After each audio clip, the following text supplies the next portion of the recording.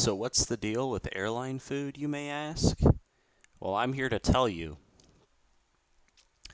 An airline meal, airline food, or in-flight meal is a meal served to passengers on board a commercial airliner.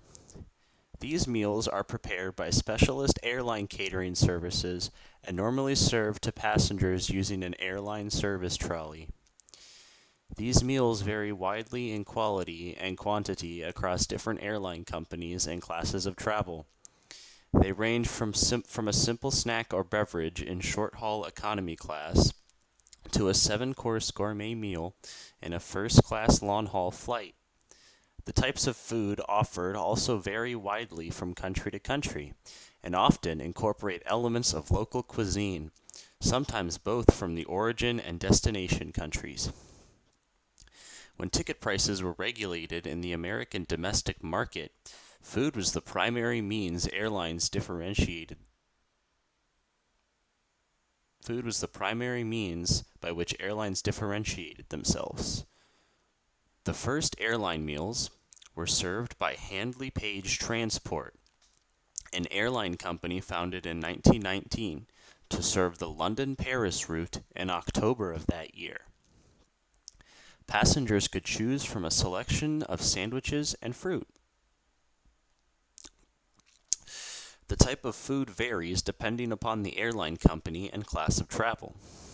Meals may be served on one tray or in multiple courses with no tray and with a tablecloth, metal cutlery, and glassware, generally in the first and business classes. Often the food is reflective of the culture of the country the airline is based in or the country that the airplane is destined for. The airline dinner typically includes meat, fish, or pasta, a salad or vegetable, a small bread roll, and a dessert. Condiments are supplied in small sachets or shakers. Caterers usually produce alternative meals for passengers with restrictive diets. These must usually be ordered at least 24 hours in advance, sometimes when buying the ticket. Some of the more common examples include cultural diets, such as Turkish, French, Italian, Chinese, Korean, Japanese, or Indian style. Infant and baby meals. Some airlines also offer children's meals containing foods that children will enjoy, such as baked beans, mini hamburgers, and hot dogs. Medical diets, including low fiber, low fat cholesterol, diabetic, peanut free, non lactose, low salt, low purine, low calorie, low protein, bland, and gluten free meals. They also include religious diets, including kosher, halal, and Hindu, Buddhist, and Jain vegetarian. Vegetarian meals, typically further defined as either lacto-ovo or vegan meals. These meals may follow a particular cuisine, such as Asian cuisine or Western culture. For several Islamic airlines, in accordance with Islamic customs, all classes and dishes on the plane are served a Muslim meal with halal certification, without pork and alcohol. While Emirates, Etihad, and Qatar provide bottles of wine to non-Muslim passengers, the cabin crew does not deliver alcoholic beverages lest they violate Islamic customs unless those non-Muslim passengers specifically request it. Turkish Airlines does not serve any meals with pork or lard, but especially during international flights, a variety of alcoholic beverages are served upon request. Because Iran and Saudi Arabia apply strict Sharia regulations, those countries' airlines, examples include Iran Air, Mahan Air, and Saudi Airlines, do not deliver pork or alcoholic beverages. And all airlines flying to or from Iran or Saudi Arabia are prohibited from serving either. However, Garuda Indonesia serves alcoholic beverages to non-Muslim passengers. In the case of Israeli Airlines, all meals served are kosher certified by rabbis, whatever. Even at destinations outside Israel, sky chefs must be supervised by rabbi to make kosher meals and load their planes. Can't be verified, though. There's a citation needed for that one. Many other airlines also supply kosher certified meals, which they buy in from outside certified providers and are supplied to the passengers sealed. These may contain food in double-wrapped foil containers, which can be heated up in the plane oven alongside non-kosher food without breaking the appropriate dietary laws.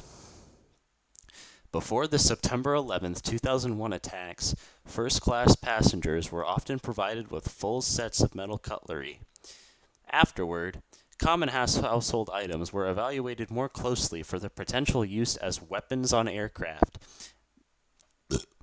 and both first-class and coach-class passengers were restricted to plastic utensils. Some airlines switched from metal to all plastic or plastic-handled cutlery during the SARS outbreak in 2003, since the SARS virus transfers from person to person easily, and plastic cutlery can be thrown away after use. Many airlines later switched back to metal cutlery. However, Singapore Airlines and Swiss International Airlines continue to use metal utensils even in economy class as of 2019. Some airlines also made the switch to plastic cutlery in economy class to recover costs resulting from passenger theft, of which metal cutlery tends to be a common item targeted. In May 2010, concerns were raised in Australia and New Zealand over their respective flag carriers, Qantas and Air New Zealand, reusing their plastic cutlery for international flights between 10 and 30 times before replacement. Both airlines cited cost saving, international quarantine, and environmental as the reasons for the choice. Both have also said that the plastic cutlery is commercially washed and sterilized before reuse. Reusing plastic tablewares, though, is a regular practice among many airliners and food caterers. For cleanliness, most meals come with a napkin and a moist towelette. First and business class passengers are often provided with hot towels. During morning flights, a cooked breakfast or smaller continental style may be served. On long-haul flights and short medium-haul flights within Asia, breakfast normally includes an entree of pancakes or eggs, traditional fried breakfast foods such as sausages and grilled tomatoes, and often muffins or pastries, fruits, and breakfast cereal on the side.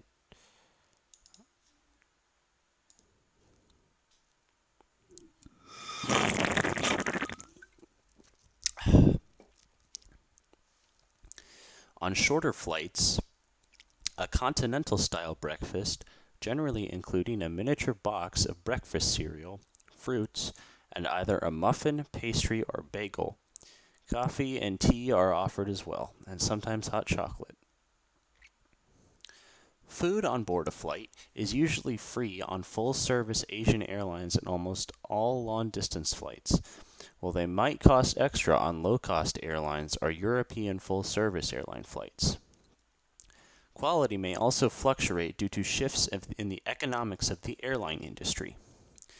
On long-haul international flights in first class and business class, most Asian and European airlines serve gourmet meals, while legacy carriers based in the U.S. tend to serve multi-course meals, including a cocktail snack, appetizer, soup, salad, entree, cheeses with fruit, and ice cream. Some long-haul flights in first and business class offer such delicacies as caviar, champagne, and sorbet.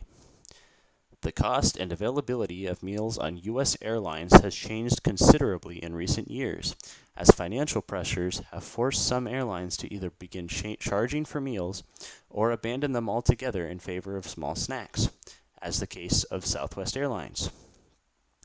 Eliminating free pretzels saved Northeast $2 million annually. Citation needed. Nowadays, the main U.S. legacy carriers have discontinued full meal service in economy class on short-haul U.S. domestic and North American flights, while retaining it on most intercontinental routes. And at least one European carrier Icelandair follows this policy on intercontinental runs as well. As of 2018, all four major U.S. legacy airlines now offer free snacks on board in economy class. United Airlines reintroduced free snacks in February 2016. From April 2016, American Airlines fully restored free snacks on all domestic flights in economy class. Free meals will now also be available on certain domestic routes. Delta and Southwest have already been offering free snacks for years.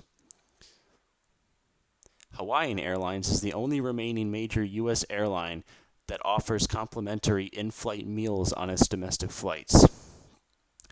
Air China has reported that each domestic flight's meals requires RMB 50, about $7.30, while international flights require about $10. However, this figure varies from airline to airline, as some reported cost to be as low as $3.50.